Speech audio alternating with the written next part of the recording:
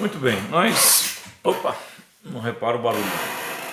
Essa cadeira está precisando de um olhinho, né?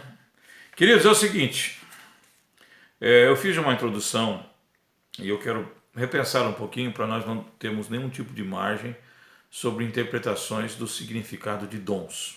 Essa é uma teologia que ela é muito delicada, porque ela traz algumas situações de divergências conosco, os cristãos, vamos dizer assim, bíblicos, tradicionais, né? Não que os pentecostais não sejam bíblicos, mas assim, é uma nomenclatura apenas.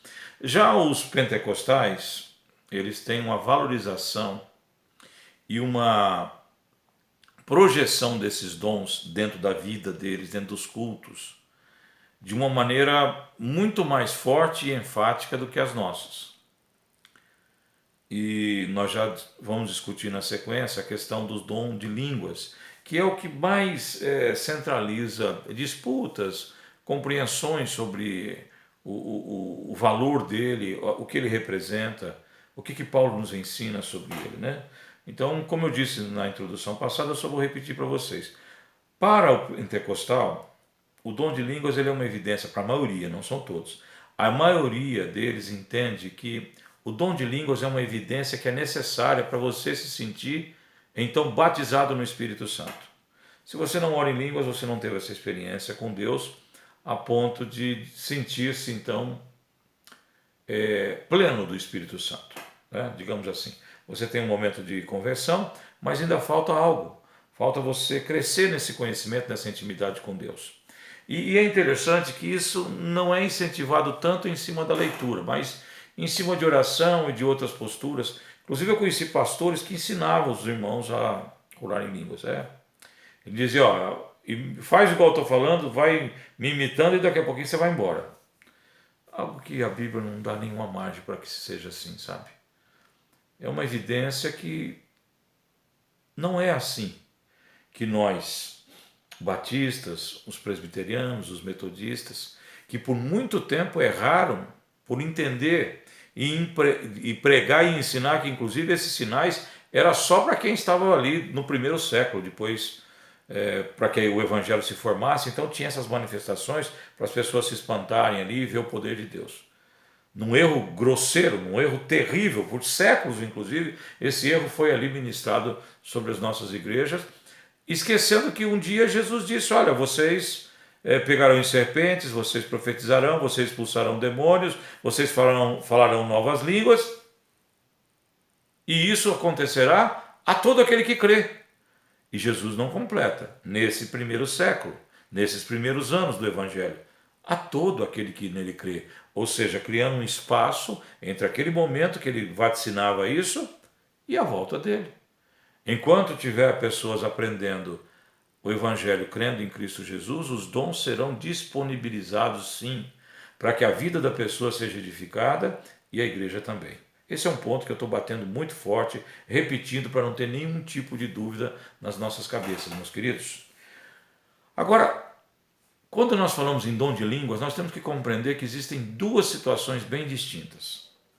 Há uma manifestação de línguas muito especial no Pentecostes. Vai lá no capítulo 2 de Atos, né? Você lê o 2 e o 3 que fala do crescimento ali daquela igreja cristã de uma maneira muito forte pela ministração do Espírito Santo, num fato que surpreendeu todos que estavam ali. Quando Pedro começa então, diante de um povo, de um grupo de pessoas muito grande, ele começa a discursar e falar do Evangelho, e ali estavam pessoas que tinham vindo de outros locais, que tinham até um pouco de dificuldade em entender o aramaico, e Pedro não estava pregando em grego, né? Ele estava pregando em aramaico, pelo que meu conhecimento, e as pessoas que estavam ali, talvez até 13 nações representadas com línguas distintas, quando Pedro falava, aquela pessoa ouvia na sua própria língua. Como se, por exemplo, eu estivesse numa plateia pregando em português e o camarada que é espanhol entendia em espanhol, o que era inglês entendia em inglês, o que era italiano entendia italiano e assim por diante. A Bíblia ali, quando você lê, tem, se não minha memória não está me traindo, né? Ultimamente ela tem me deixado bem na mão, mas parece que são 13 nações, 13 regiões, 13 formas de se expressar que ali elas eram contempladas com a tradução do que Pedro falava. Ouviam na língua dele, mas entendiam na sua própria. Então esse é um movimento, esse é um dom maravilhoso. Esse dom, ele continua em alguns momentos. Nós temos várias experiências em que o Espírito Santo faz com que pessoas que nunca tiveram nenhum tipo de conhecimento de línguas estrangeiras, num determinado momento ele consiga falar em línguas que ele nunca estudou. A Bíblia, ela não traz um tratado, ela não traz, digamos assim, um estudo aprofundado para que nós possamos ter as plenas convicções. São as experiências que vão sendo vividas dentro do meio cristão que vão nos trazendo essas informações. Eu vou dar um exemplo para vocês de algo que aconteceu assim também. Tem uma outra forma de manifestação em línguas que eu vou falar na sequência. Eu estou falando daquela em que o desconhecimento de uma língua estrangeira não é impedimento para que o evangelho seja pregado. Vai prestando atenção nisso. Alguns anos atrás, um grupo de americanos vieram aqui no nosso estado e fizeram uma série de visitas. E uma família de ribeirinhos, ali perto de Aquidauana, não tinha sido visitadas e eles queriam estar lá. Era uma família grande que estava esperando aquela visita.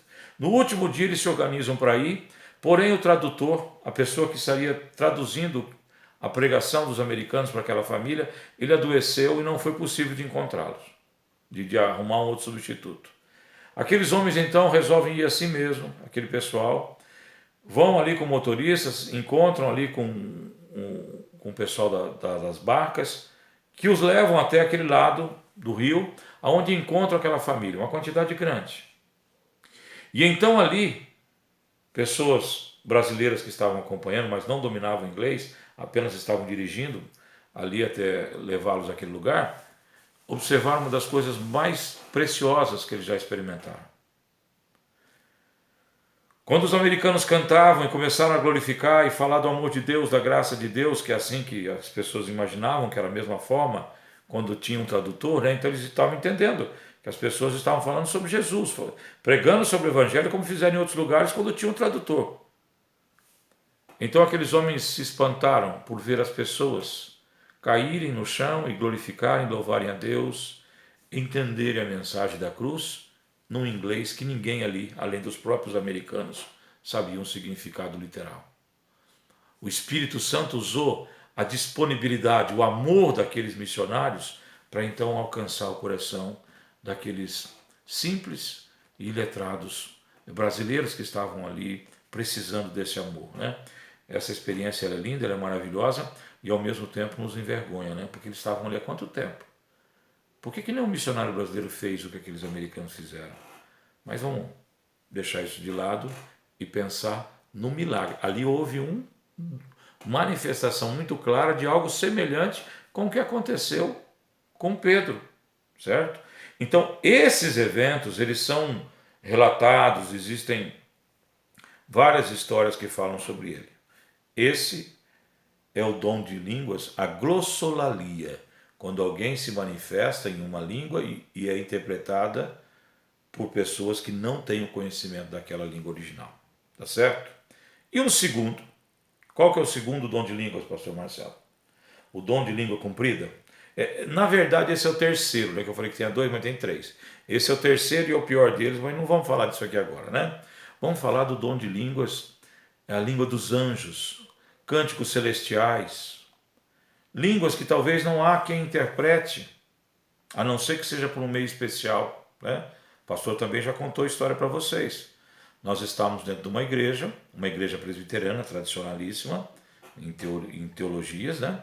E então eles têm uma prática ali muito interessante e bíblica. Se alguém começar a orar em línguas, se surgir alguém que traduza, a pessoa continua. Senão ela se aquieta, como Paulo ensina, e nós vamos aprender lá na frente.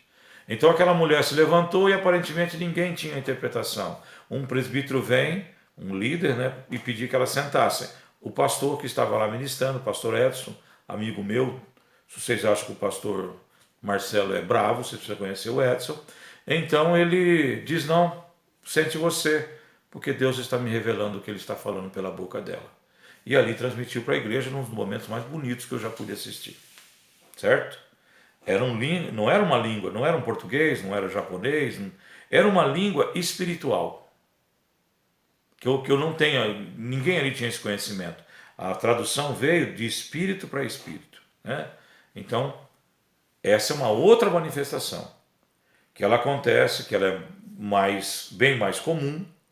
É aquela, e aí o grande problema é que por essa não presença de elementos ali que você conheça, tem alguns, vou ser bem sincero, tem alguns canastrões aí que enrola a língua para parecer que são espirituais, porque ninguém vai traduzir, né? Pode ser que traduza, pode ser que não. Se não traduzir, ele passa como espiritual também. E o duro é que às vezes tem um mais esperto que ele, que traduz o que ele está falando sem entender patavina nenhuma. Também acontece, viu? Eu já assisti isso. E aí o pastor chega e fala, cala a boca os dois, porque vocês estão falando coisa de Satanás. Então são situações que nós temos que pensar muito. O dom de línguas e os dons espirituais, eles são para servir a Deus, não para enaltecer ninguém. Tá? Então essa é uma reintrodução para que nós possamos falar depois do que são os dons que Paulo trabalha ali no capítulo 14. Tá bom? É importante, desculpa o exagero de trabalhar esse assunto, mas é importante. Tá bom? Então, resumidamente, são dois tipos de manifestações de línguas. Uma, a pessoa se expressar na sua própria língua e outros ouvirem e entenderem nas suas línguas originais, nas suas línguas pátrias. O outro é como, e dentro dessas tem aquele exemplo que eu contei dos americanos conseguindo fazer os ribeirinhos brasileiros entender, pela ação do Espírito Santo. E o segundo, aquele que é o mais comum, aquele que Paulo trata também aqui dentro da nossa discussão futura sobre o capítulo 14, que são manifestações de dons de línguas espirituais, digamos assim, ou angelicais, ou línguas de mistérios, como os nossos queridos irmãos pentecostais usam. Tá bom? É isso aí. Vai ter mais. Esse capítulo 14, queridos, eu estou imaginando que vai dar mais uns 3 ou 4 vídeos, tá bom? Prepara aí, tá? Vocês estão cansados e enjoados do pastor João. Tirei até a barba, né? Pra vocês não ficar tão chateados de me ver toda hora. Tá bom? Deus abençoe. Agora eu vou dormir, que eu estou cansado, viu? Amanhã eu gravo o resto. Até mais.